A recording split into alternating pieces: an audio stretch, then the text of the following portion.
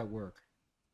There's so many different factors. Obviously, the biggest factor that sort of expedited all of this is COVID, where we saw the transformation from city population into suburbs, and that's not just true here in Central Jersey. It's true in every metro area and suburb across America, and even to some extent, it's true globally in several countries. If you kind of look at the top 100 metro areas of the world, it's a similar type of transformation where people want to get out into more space. And it makes sense, right? I mean, during the lockdown, these are the people that suffered the most. I mean, imagine going into a hallway where somebody sneezes and now you've got to be locked down because you don't want to pass through that area or you don't want to be on the same elevator. Mm, It's with us here in the suburbs where we were able to still get out in the neighborhood and kind of take care of our mental health when it was most important during the lockdown. mm, That's one big factor, but what people don't realize is inventory challenge has been here for the last 4 to 5 years. We always used to joke around at work back in 2017 and 18 that, hey, how are we going to solve this inventory problem that's there? And the answer is we're not. It's not a quick fix, and it's only getting worse.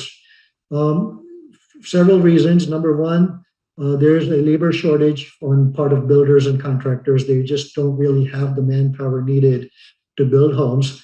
Land acquisition is not as much of a problem. Credit's not the problem, but shortage of material, believe it or not, is the problem, and that sort of got expedited with COVID as well. We started seeing, HVAC systems prices go up, even the simple basic lumber prices. mm. If that tracks commodity markets can realize the lumber prices just until last week were at an all-time high, and still there's a shortage. So between the labor shortage, the material shortage, with the demand kicking in due to COVID, everything kind of just got expedited. But we've had this inventory challenge for several years now, leading, going back to 2015, 16. And it's because I guess when we had the big recession back in 2010, builders just sort of expected to be at a slow pace and didn't realize how fast that economy healed with the help of the Federal Reserve and with the help of technology. Obviously, I mean, imagine if what we're facing now with COVID, if this would have happened 15 years ago, we wouldn't be on this Zoom We meeting. would make, right. So the demand was sort of expediting already pretty quickly before COVID, but then COVID took it to a whole different level. Yeah, yeah.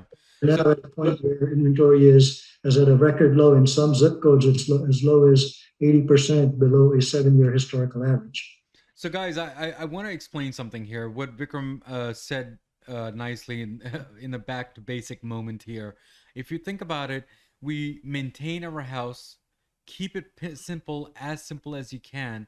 But yes, you have to be up to par. You have to make sure your AC unit is up to date and your kitchen is up to date, your bathroom's up to date.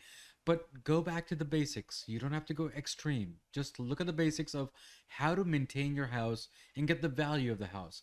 The other thing, what Vikram also said is keep in mind, yes, we are in the COVID situation. We will be getting out of the COVID situation. And hopefully we will, get the inventory back the way it is, but not anytime soon, as what he said. I think it's been going on for 4 or 5 years. But just keep in mind, nowadays, when you put the house on the market, it is gone in minutes. When I say minutes, I mean within a month. It's gone out of the market. So just be careful when we're putting on the market. It's gone. So here's another question for you, Vikram. Do you think buying and investing, which one is better nowadays?